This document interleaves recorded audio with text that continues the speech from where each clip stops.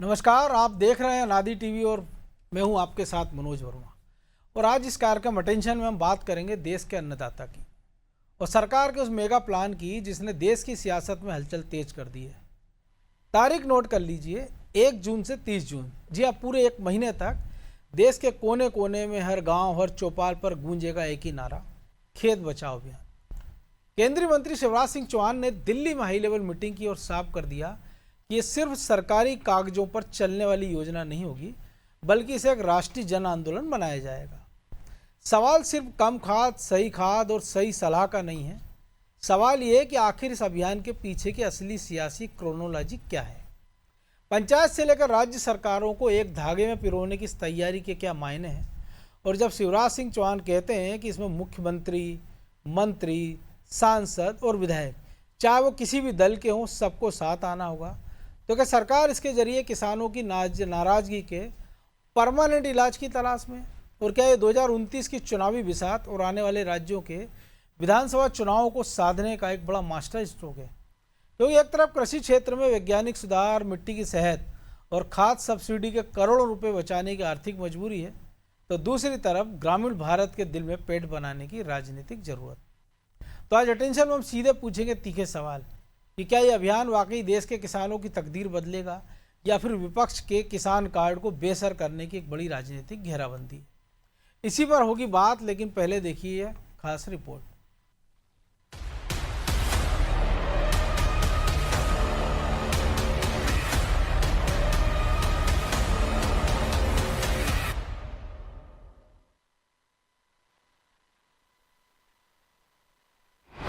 खेत बचाओ अभियान, सियासत में फिर तूफान।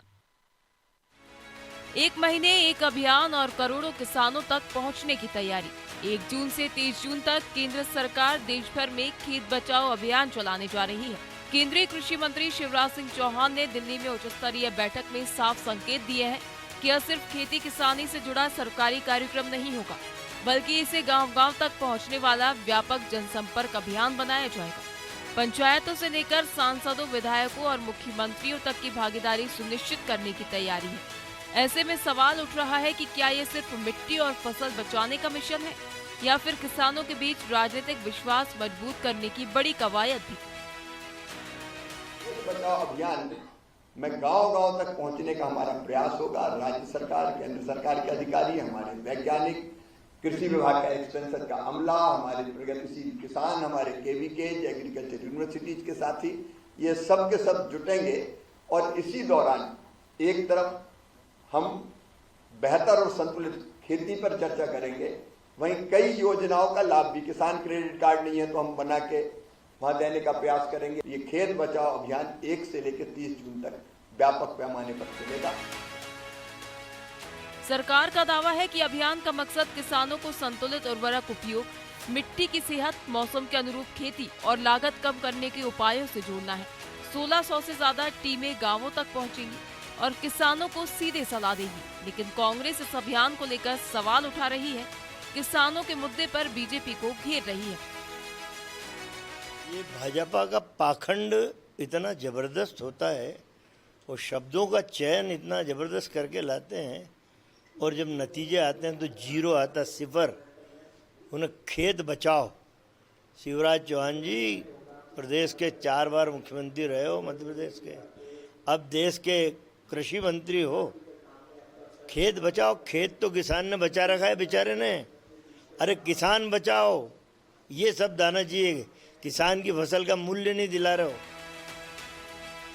कुल मिलाकर खेत बचाओ अभियान खेतों की उर्वरकता को बचाने का मिशन है या फिर ग्रामीण भारत की नब्ज टटोलने की राजनीतिक रणनीति, इस पर बहस अब शुरू हो गई है। लेकिन इतना तय है कि 1 महीने तक गांवों में सरकार की मौजूदगी बढ़ेगी, किसान से सीधा संवाद होगा और विपक्ष के आरोपों का जवाब भी खेत खलिहानों से देने की कोशिश की जाएगी। हालांकि अब देखना ये होगा कि ये अभियान सिर्फ जागरूकता तक सीमित रहता है या फिर किसानों के भरोसे को भी नई मजबूती देता है। ब्यूरो रिपोर्ट, अनादि टीवी।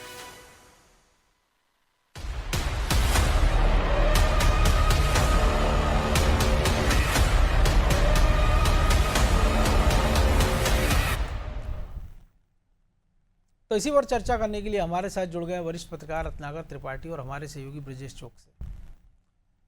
बहुत स्वागत है रत्नाकर जी आपका। धन्यवाद। खेती बचाओ, किसान बचाओ, ऐसे तमाम सारे नारे हैं कि खेती को लाभ का धंधा बनाना है, किसानों को उनकी फसल का दोगुना वो मिलना चाहिए, उत्पादन का मूल्य, ये सब होता दिख रहा है। और एक नई स्कीम के साथ अब शिवराज सिंह चौहान फिर मैदान में।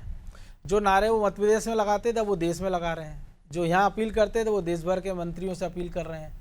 लेकिन लग रहा है कि किसान की हालत में वाकई सुधार होगा, क्योंकि ज़्यादा दिन नहीं बीते कि जब शिवराज सिंह चौहान मध्य प्रदेश आते हैं, उनके खुद के संसदीय क्षेत्र में भी जाते हैं, सोयाबीन का पौधा उखाड़ कर बताते हैं कि भैया देखो नकली खाद बीज के कारण इसके हाल है।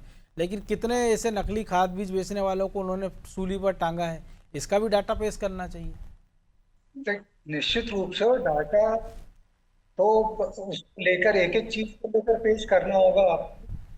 देखिए, योजनाएं मनोज जी आजादी के बाद से लेकर आज तक जो भी किसी सरकार का प्रमुख एजेंडा होता है उसमें किसान बड़ी प्रमुखता के साथ जोड़ा जाता है, और उसके बाद में होता ही चला जाता है कि आज तक इतने साल बीत गए स्वतंत्रता को, लेकिन हम देखते हैं कि कोई भी सरकार केंद्र में आ जाए, किसी भी राज्य में आ जाए, तो सबसे पहले हलफ यही उठाती है, सबसे पहले यही गुहार लगाती कि किसान की दशा और दिशा में और सुधार करना है।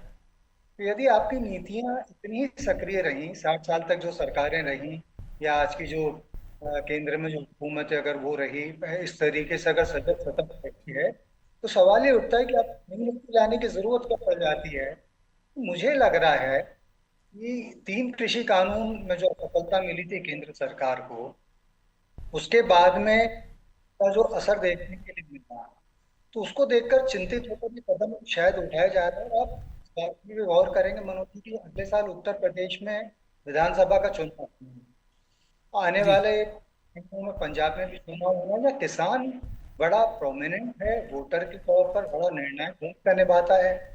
आज आप देखिए कि आज ही जो है केंद्र सरकार ने शुगर केन कंट्रोल कानून के मसौदे को वापस ले लिया है, क्योंकि यूपी में इसका प्रमुखता कर रहे थे। कहीं ना कहीं आपको यूपी में हमें नुकसान न उठाना पड़ जाए। इसके अलावा सबसे बड़ा जो और फैक्टर अभी हमको गौर करना होगा इस योजना के अनाउंसमेंट से पहले पहले, इस साल फिर ये कहा जा रहा था कुछ समय पहले से ही कि मानसून कमजोर रहेगा, 10% कम बारिश हो सकती है, और जाहिर बात है इसका सबसे ज्यादा असर खेती पर पड़ेगा। तो वैसे ही किसान को इसको लेकर, मौसम की मार को लेकर अगर उसकी समस्याएं बढ़ेंगी तो उसकी नाराजगी बढ़ना स्वाभाविक, बड़ी प्राकृतिक आपदा का मामला, लेकिन सबको जानता है। लेकिन रत्नाकर जी, कई बार हम देखते हैं ना कि जब वो किसान जब आंदोलन करता है तो वो किसान के रूप में करता है, लेकिन जब वो वोट करने जाता है तो वो जाति के हिसाब से वोट करने लग जाता है। पिछले यूपी चुनाव में हमने देखा इतना लंबा आंदोलन हुआ, राकेश टिकैत उसके बड़े चेहरे थे, लेकिन उनके घर के जो बूथ था उसमें बीजेपी चुनाव जीत जाती है।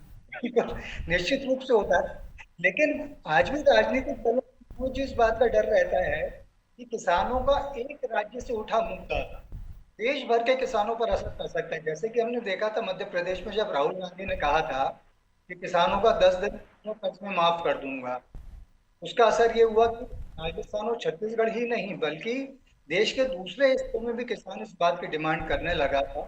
जानते थे प्रैक्टिकली इम्पॉसिबल हुआ, किसान को पूरा लाभ नहीं मिल सका कर्ज माफी का। और अनादि टीवी ने, मुझे तो बहुत अच्छे से याद है, रिपोर्ट दिखाई थी जी बिल्कुल, किसानों के लिए जिक्र किया गया, दावा किया गया है कर्ज माफ हो गया, उन किसानों ने मना कर दिया तो हमारे ऊपर तो नीतियों का लोन और बढ़ गया है। लेकिन वो इशू इतना ज्यादा, कर्ज माफी के चक्कर में डिफॉल्टर और हो गए थे बेचारे, डिफॉल्टर और हो गए थे निश्चित रूप से। और वो मैं पे बड़ा मुझे गर्व महसूस होता है कि अनादि टीवी ने उसको बड़ी प्रमुखता के साथ और जिले जिले में जाकर चीज का पूरा पर्दाफाश किया था। तो उसका जो असर बाकी देश में जो पड़ता है चीजों का, तो सभी जानते हैं कि किसान भले ही आंदोलन में किसान उनके शामिल हो जाए, लेकिन वोटर को कभी जाति के आधार पर कर बन जाता है, कभी धर्म के आधार पर बन जाता है। लेकिन बाकी पॉलिटिकल पार्टी बात से हमेशा आशंकित रहती हैं कि एक राज्य का इशू दूसरे राज्य में उनकी संभावना को कमजोर न कर दे। इसलिए मुझे लगता है कि केंद्रीय स्तर पर इस तरीके से एक अभियान शुरू किया है। और मैं उसको मानता हूं कि 1 जून से जो ये खेती के बचाव के लिए अभियान शुरू हो रहा है, ये खुद का सियासी खलियान भरने की भी फिक्र है, और दूसरा ये किसान को 2 जून की रोटी सम्मान के साथ देने के साथ साथ खुद के लिए भी सियासी खुराक के प्रबंध का एक बड़ा कदम माना जा सकता है। बिल्कुल इसके पीछे किसान के हित के, किसान के कल्याण की मंशा से भी इनकार नहीं नहीं किया कर जा सकते। सकता। लेकिन ब्रजेश जी आप कैसे देखते हैं, क्योंकि हमने देखा कई छोटे से मुद्दे हैं, जैसे फसल बीमा की बात करें कि किसान हर साल प्रीमियम भरता है, लेकिन जब उसको मुआवजे की बात आती है तो गणना अलग तरीके से होने लगती है, नुकसान होता है तब पटवारी तहसीलदारों के भरोसे रहते हैं किसान, उनको वो सही से उनका लाभ नहीं मिल पाता है। आपने कह दिया कि सब्सिडी पर बिजली दे रहे हैं, लेकिन जब उसको बिजली चाहिए तब बिजली नदारद हो जाती है। ऐसे तमाम सारी चीज़ें हैं। लेकिन जो सियासी मुद्दे की हम बात कर रहे हैं, जो बात की है रत्नाकर जी ने कि पंजाब की बात करें और उत्तर प्रदेश की, तो एक बड़ा वोट बैंक है किसान का। लेकिन हमने देखा है कि जब एक बड़ा आंदोलन पंजाब में होता है, हरियाणा में होता है, लेकिन कांग्रेस उसका फ़ायदा नहीं उठा पाती है, उसका वो समर्थन जरूर करती है, लेकिन हरियाणा बीजेपी सरकार बना लेती है और पंजाब में कांग्रेस की छुट्टी हो जाती है। एक बड़े बम्पर जीत आम आदमी पार्टी को मिल जाती है, और वो आम आदमी पार्टी जो किसान आंदोलन का समर्थन करती है, वो सिंगूर बॉर्डर से बोरी बिस्तर समेट के एक ही दिन में सबको हटा देती है और कोई हिल हवाला नहीं होता है। भट्टा परछाई से एक आंदोलन करते हैं जमीन अधिग्रहण का राहुल गांधी, लेकिन उसका फ़ायदा कांग्रेस नहीं उठा पाती है। तो ये दोनों तरफ से लग रहा है कि बीजेपी खेल रही है कि हम कानून भी हम ही बना लें और दूसरी तरफ से अभियान भी हम चला लें, विपक्ष का स्पेस खत्म कर दें। देखिए मनोज जी, निश्चित तौर पर बीजेपी का ये अभियान एक तीर से कई निशाने साधने जैसा है। एक तो वो किसानों के बीच में जा रही है, तो किसानों से अपनी बात रखेगी, जैसे शिवराज सिंह चौहान बोल रहे थे कि उनके यदि कोई कार्ड नहीं बना है, इंश्योरेंस नहीं हुआ है, जो कृषि से संबंधित जो योजना है उनका लाभ नहीं मिला, वो लाभ दिलाएंगे। दूसरा राजनीतिक मकसद है, एक तो उनको वैज्ञानिक तरीके से बताने वाले हैं कैसे खेती करें, खाद को कम कैसे इस्तेमाल करें, कैसे आप इस पर लाभ ज़्यादा से ज़्यादा कमा सकें, वो अधिकारी बताएंगे।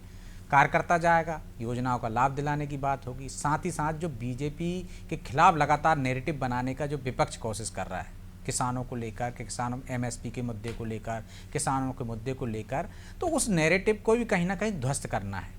और जिस तरह से हमने देखा है शिवराज सिंह चौहान की एक मास अपील रही है, वो किसान पुत्र के नाते, मामा के नाते उनकी जिस तरह से एक मास अपील रहती है, उसको पूरे राष्ट्रीय स्तर पर भुनाने की कोशिश यहाँ बीजेपी करती नज़र आ रही है कि वही अभियान चलाकर गांव-गांव तक जाकर तो किसानों में जो नाराजगी होगी वो पता चल जाएगी। शिवराज सिंह चौहान को भी एक मौका मिल गया कि देश भर में एक बड़े किसान नेता के रूप में अपनी छवि स्थापित कर किसान लें। नेता के रूप में पूरी पार्टी चाहती है कि उनकी जो मास अपील है उसका पूरे देश में फायदा उठाया जाए। मध्य प्रदेश में फायदा उठाया ही है इस तरह से, इसलिए तो कृषि मंत्री बनाया है। तो वो छवि को लेकर वो किसानों के बीच में जा रहे हैं, और किसानों के बीच में जाएंगे तो निश्चित तौर पर किसानों में जो नाराजगी होगी वो भी सामने आएगी। और जो विपक्ष नैरेटिव बना रहा था, किसानों को उग्र कर रहा था, नाराजगी उनकी बनाने की कोशिश कर रहा था एमएसपी को लेकर, उसका कहीं ना कहीं वो ग्राउंड लेवल पर ही जाकर उसके नैरेटिव को ध्वस्त करने की रणनीति है। उत्तर प्रदेश में इसका फायदा मिलेगा, पंजाब में देखिए भले ही कांग्रेस ने फायदा नहीं उठाया, लेकिन आम आदमी पार्टी फायदा उठा ले गई। तो बीजेपी यदि जाती है किसानों के बीच में, तो जो एक किसान आंदोलन के बाद जो किसानों में नाराजगी आई थी उस बेल्ट के में, चाहे हरियाणा के में, चाहे उत्तर प्रदेश के कुछ हिस्से में,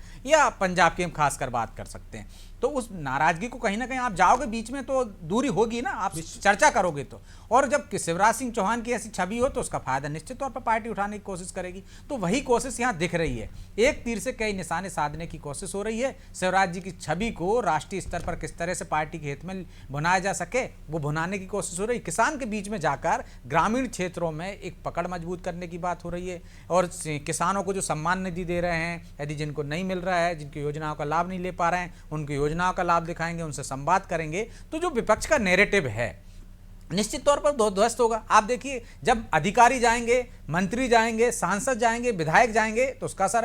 अब विपक्ष यदि मध्य प्रदेश में हम बात करें इसकी, तो यदि कांग्रेस को तस्वीर हमने ये भी देखी, जब 2 दिन पहले इस आंदोलन की ये कार्यक्रम की शुरुआत हुई तो कई राज्यों के कृषि मंत्री और अधिकारी नहीं पहुंचे, तो मंच से उनको नाराजगी जताना पड़ी। तो जब जो आदमी दिल्ली में ऐसी कमरों में बैठ के मंथन करने को तैयार नहीं, जो मंत्री ने था, वो आपको लग रहा है कि इतनी चिलचिलाती गर्मी या उमस में खेत जाएंगे? तो इसका भी फायदा होगा निश्चित तौर पर। आप भी जानते हैं ना कि भाजपा शासित राज्य के किसी भी कृषि मंत्री में इतनी हिम्मत नहीं होगी कि वो केंद्रीय कृषि मंत्री यदि कोई बैठक ले रहा है तो उसमें ना पहुंचा हो। निश्चित तौर पर सब होंगे, लेकिन कौन नहीं पहुंचा होगा? यदि वो संदेश देने की कोशिश की है शिवराज सिंह चौहान ने, तो उन किन लोगों पर निशाना साधा है? निश्चित तौर पर वो होंगे। हमने देखा है मुख्यमंत्रियों की बैठक होती थी तो पश्चिम बंगाल से ममता बनर्जी नहीं होती थी, कई राज्यों से हमने देखा है मुख्यमंत्री प्रधानमंत्री की बैठकों में नहीं जाते थे। तो ये संदेश देकर हम जाएंगे उनके बीच में, यदि पंजाब में ही जाते हैं, पूरी टीम जाती है केंद्र की या बीजेपी के नेता जाते हैं, तो ये कहेंगे ना आपका कृषि मंत्री कितना गंभीर है, वो आपकी बैठकों में नहीं जा रहा है। यदि वो दूसरे राज्यों में जाएंगे तो क्या कहेंगे, तमिलनाडु में जाएंगे, यदि कर्नाटक में जाएंगे। तो हमने मध्य प्रदेश के कृषि मंत्री की भी गंभीरता देखी है कई मामलों में। देखिए वो गंभीरता तो है, लेकिन यहाँ पे देखिए यदि कोई आंदोलन होता है तो किसके खिलाफ होता है? शिवराज सिंह चौहान के खिलाफ होता है। तो एक बड़ा चेहरा है ना उनके पास किसानों के बीच, तो किसानों के बीच में जाके जो विपक्ष का नैरेटिव है उसको ध्वस्त करेंगे, वो कितने गंभीर हैं इसको ध्वस्त करेंगे, क्योंकि जो मुद्दा बनाने की कोशिश, और ग्रामीण क्षेत्र में अपनी पकड़ मजबूत करेंगे, रीब्रांडिंग करेंगे एक तरह से, तो इसका कुछ तो फायदा होगा ही ना। तो इसका राजनीतिक फायदा भी है और सरकारी स्तर पर भी फायदा होता है। लेकिन रत्नाकर जी, एक और चीज है, खाड़ी देशों का संकट, खाद के बढ़ता संकट, उसके बढ़ते दाम, रुपए के गिरती कीमत, इसने भी शायद सरकार को मजबूर किया होगा कि इस प्रकार के कार्यक्रम चलाएं। क्योंकि जब आप प्राकृतिक खेती पर जोर दे रहे हो तो सीधा सीधा एजेंडा साफ समझ में आता है, लेकिन क्या इतनी जल्दी ये संभव है? क्योंकि ऐसे एक फरमान हमने देखा था श्रीलंका में जारी कर दिया गया था, तो देश एक ही साल के अंदर दिवालियेपन की कगार पर पहुंच गया था। नहीं, देखिए मनोज जी, भारतीय जनता पार्टी को जितना समझा जा सकता है वो चेहरे का चयन और मोहरे चलने का समय दोनों बहुत सावधानी के साथ करती है, इत्मीनान के साथ तैयार करती है। उसकी बड़ी लंबी रणनीति रहती है, बड़ी दूरदृष्टि उसकी रहती है। तो जहां तक बात है खाड़ी के संकट की, निश्चित रूप से उसने बहुत ज्यादा हर वर्ग को प्रभावित किया है और किसान भी उससे छूटा नहीं हो। निश्चित रूप से ऐसे में कार्यक्रम की घोषणा कहीं ना कहीं संदेश देने की बड़ी कोशिश है कि उसके जरिए किसानों को राहत देने की कोशिश की जा रही है। और उसके शिवराज सिंह चौहान ने जो प्लानिंग की है, तो देखिए हम काफी देर से इस बारे में बात कर रहे हैं जी कि शिवराज सिंह चौहान की जो किसान पुत्र की छवि है, तो मध्य प्रदेश के मुख्यमंत्री रहते हुए हमने कितने बार देखा है कि उन्होंने एक किसान के रूप में किसानों की समस्याओं को समझा, उनके बीच में जाकर ऐसे संवाद किया कि तमाम नाराजगी के बावजूद किसान इस बात को मानने के लिए तैयार हो गया कि भले सरकार से हमारी नाराजगी हो, लेकिन शिवराज सिंह चौहान हमारे अपने हैं। मंदसौर किसान पुलिकांड, हालांकि इस तरीके की चीजों से कोई लेना देना नहीं है, लेकिन आप ये देखिए तो पुलिकांड के बाद शिवराज सिंह चौहान उन पीड़ितों के घर पर गए। मैंने देखा रत्नाकर जी, एक किस्सा बताता हूँ। मैं राजगढ़ में उनके साथ जन आशीर्वाद यात्रा में गया था, बड़े बड़े बैनर लगे थे तब के स्थानीय विधायक के खिलाफ कि फलाना विधायक का नाम लिखा गया था कि ये मजबूरी है लेकिन शिवराज सिंह जरूरी है। तो बस वही मैं आपसे कह रहा हूँ, शिवराज सिंह चौहान का चयन मतलब कृषि मंत्री के रूप में ही नहीं, अभियान को आगे लेकर जाने के प्रमुख चेहरे के रूप में इसलिए भी किया गया है क्योंकि बीजेपी जानती कि ये चेहरा है जो मध्य प्रदेश की उपलब्धियों की बदौलत कृषि मंत्री रहते हुए, आप देखिए शिवराज सिंह चौहान केंद्रीय कृषि मंत्री बनने के बाद मुझे लगता है नितिन गडकरी या रक्षा मंत्री के बाद में तीसरे ऐसे मंत्री रहे जिन्होंने सर्वाधिक घोषणाएं की अपने महकमे को लेकर, अपने पोर्टफोलियो को लेकर, और लगातार उनकी सुर्खियों में रही, लगातार ध्यान सुर्खियों में रहे, किसान को बोले। तो बीजेपी उन सारी चीजों को कम्युनिटी के रूप में आगे लेकर शिवराज सिंह चौहान को लेकर निश्चित रूप से उसको इसका बड़ा फायदा मिलेगा। लेकिन ब्रजेश जी, कई लोगों को इस सियासी कद से दिक्कत भी हो सकती है ना कि कई बार लगता है कि भाई दिल्ली में भेज दिया तो राजनीतिक वनवास में भेज दिया, तो एक तो वो एंगल भी है, और दूसरा एक जो बड़ा संकट है किसानों के सामने कि बाजार और खेती के बीच की जो खाई है। एक खबर आती है जैसे भोपाल में हम देखें कि प्याज 20 रुपये अभी किलो बिक रहा है, लेकिन एक खबर आती महाराष्ट्र में जहाँ उत्पादन हो रहा है वो 20 पैसे किलो मिल रहा है। किसान को उसकी उपज का सही दाम नहीं मिल पाता है, जो उपज वो खेत से लेके बाजार तक आता है तो एक बड़ा हिस्सा उसका कमाई का बिचौलिए खा जाते हैं और एक बड़ा हिस्सा उसका ट्रांसपोर्टेशन के दौरान खराब हो जाता है। तो ये बेसिक मुद्दे भी है जिस पे ध्यान दिया जाना जरूरी है। देखिए सरकार लगातार उस मुद्दों पर ध्यान दे रही है मनोज जी। कृषि कानून लाने के पीछे सरकार ने यही मकसद बताए थे कि बिचौलियों वाला सिस्टम खत्म कर देंगे।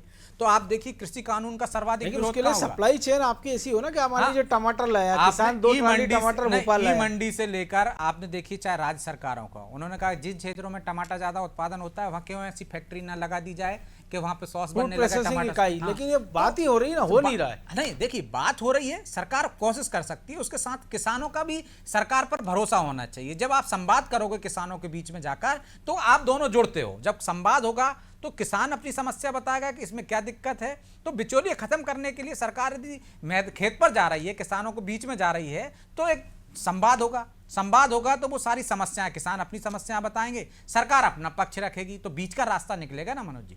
यदि सरकार के एसी कमरों में बैठकर, अधिकारी एसी कमरों में बैठकर किसानों की समस्या बिना जाने यदि कोई फरमान जारी कर देते हैं कि यहाँ वो, तो उस पर लागू इसलिए तो नहीं हो पाता। किसान विरोध क्यों करता है? या तो आप उसको समझा नहीं पाते हो। कृषि कानून का इतना बड़ा बवंडर क्यों मचा? क्योंकि आप किसानों के बीच नहीं गए, आप किसानों को समझा नहीं पाए कि आप वो 3 कृषि कानून ला रहे हो तो आपके हित में के नहीं हित में। आप देखिए पंजाब के, हरियाणा के कुछ बेल्ट के किसानों ने विरोध किया, जहां बिचौलिए सर्वाधिक प्रभावित हो रहे थे उससे, तो प्रभावशाली लोग थे तो वो आंदोलन, बाकी देश में आंदोलन का असर क्यों नहीं पड़ा? यदि सरकार ने ये काम जो आज कर रही है ये पहले किया होता, संवाद बनाया था किसानों से, तो किसान समझ पाते कि जो 3 कृषि कानून लेकर आए वो उनके फायदे में है या नुकसान में।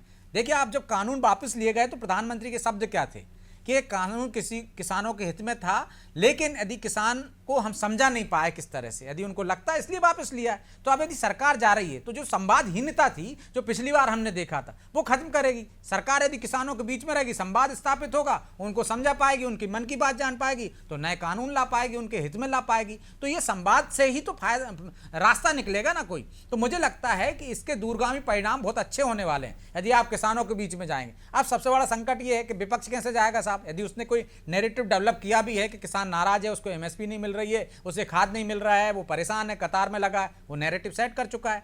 लेकिन अब सरकार जा रही है, अधिकारी जा रहे हैं और उनके कार्यकर्ता जा रहे हैं, और बीजेपी का एक नेटवर्क है, इतना बड़ा संगठन है, वो जाके अपनी बात कह सकते हैं। तो कांग्रेस को या दूसरे दलों को उतना ही बड़ा संगठन लेकर जाना पड़ेगा बाद में उनके, कि वो नैरेटिव जो बनाकर आएंगे उसको ध्वस्त करने के लिए। तो उसकी क्षमता में विपक्ष में दिख नहीं रही। तो जो नाराजगी किसानों की होगी वो दूर हो सकती है और इससे रास्ते भी निकल सकते हैं। जिस तरह से एक जिला एक उत्पाद की बात चल रही थी, एक जिला क्षेत्र में कौन सा उत्पाद हो सकता है, कौन सा आप बिजनेस लगा सकते हो, कौन सी फैक्ट्री लगा सकते हो, इस पे सरकार मंथन ही कर रही है ना। लेकिन यदि आप किसानों का साथ आपको मिल जाएगा, वो आपको विचार कहेंगे कि यहाँ पे चावल ज़्यादा हो रहे हैं, सरबत्ती ज़्यादा हो रही है तो उससे जुड़ी चीज़ें, गन्ना ज़्यादा हो रहा है उससे जुड़ी चीज़ें मांगेंगे, तो जो बिचौलिए खत्म हो जाएंगे ना। जो रत्नाकर जी सबसे बड़ा बात है वो है एमएसपी के कानून की, क्योंकि हम देख रहे हैं एमएसपी के चक्कर में केवल धान की खेती लगातार बढ़ती जा रही है जिसमें पानी ज़्यादा लग रहा है, गेहूं की खेती लगातार हो रही है, और मूंग के बारे में मंत्री कह चुके कि ये तो जहरीला होता जा रहा है, उसको पकाने के लिए केमिकल। तो किसानों के लिए आपको कुछ और भी सोचना पड़ेगा आगे का, कि केस क्रॉप के साथ साथ वो ऐसी फसलें उगाएं जिससे उनकी जो खेत है उसकी उत्पादकता भी बनी रहे और उसको लाभ भी हो। देखिए मनोज जी, जो इतना बड़ा जब व्यापक अभियान लेकर चल रहे महीने भर का, तो निश्चित रूप से आप ये मानकर चलिए कि उनके पास ऐसा कोई ना कोई प्लान जरूर होगा जिसमें किसानों की दीगर समस्याओं, दीगर जरूरतों का ध्यान में रखकर पूरा उसका होमवर्क तैयार कर लिया गया होगा। क्योंकि बीजेपी 3 कृषि कानूनों के बाद में अब किसानों को लेकर कोई भी ऐसा जोखिम लेने की स्थिति में नहीं है। खासतौर से जैसा लगातार हम जिक्र कर रहे हैं कि उत्तर प्रदेश और पंजाब के चुनाव नजदीक आ रहे, तो बीजेपी जोखिम लेने की बिल्कुल स्थिति में नहीं कि आधी अधूरी योजना बनाकर वो आगे चल दे। सबसे पहले वो संवाद करेगी, उसके बाद में जो किसानों की, तो एक देखिए क्या होता है मनोज जी, कई बार बात कह देने भर से कि हमारी बात सुनने वाला कोई है, उसको भी बहुत ज्यादा राहत महसूस होने लगती है। उसके बीच में जो समस्याएं सामने आएंगी उसके साथ ही आ जाएगा कि देखिए अब तक 1 महीने हमने ये किया, अब हम ये योजना भी लेकर आगे बढ़ रहे हैं। तो जो आप एमएसपी को लेकर बात कर रहे हैं, जो फसल चक्रों को लेकर आप बात कर रहे हैं, धान का उत्पादन बढ़ता जा रहा है, मूंग को लेकर ऐसा कह दिया गया, तो तय मान के चलिए शिवराज सिंह चौहान जैसा कृषि मंत्री अगर है जिन्होंने खेती किसानी को न सिर्फ अपने परिवार में बल्कि अपने मध्य प्रदेश के मुख्यमंत्री को रहते हुए बहुत ही नजदीक से देखा, नजदीक से नहीं, ये सारे हम देखें, अगर एडीआर का हलफनामा देखेंगे तो 90% नेता खेती किसानी से जुड़े हैं, और सारे जिस प्रकार की जमीन से जुड़े वो उनके आंकड़े बताते हैं कि 1000 करोड़ के आसामी, 500 के आसामी है, वो फिर अलग मुद्दा है। लेकिन बहरहाल वक्त इतना ही था। बहुत धन्यवाद रत्नाकर जी आपका। तो सियासत का अपना एक गणित होता है, नफा और नुकसान का गणित। सरकार अगर इसे राष्ट्रीय जन आंदोलन बनाकर अपनी फर्टिलाइजर सब्सिडी का बोझ कम करना चाहती है और किसान वोट बैंक को साधना चाहती है तो ये उसका राजनीतिक नफा हो सकता है। लेकिन विपक्ष भी अगर सिर्फ अतीत के आंदोलनों की आड़ में हर कृषि सुधार को शक की निगाह से देखेगा तो नुकसान आखिरकार देश के उस छोटे किसान का होगा जो आज भी यूरिया की कतार में खड़ा है और मौसम की मार झेल रहा है।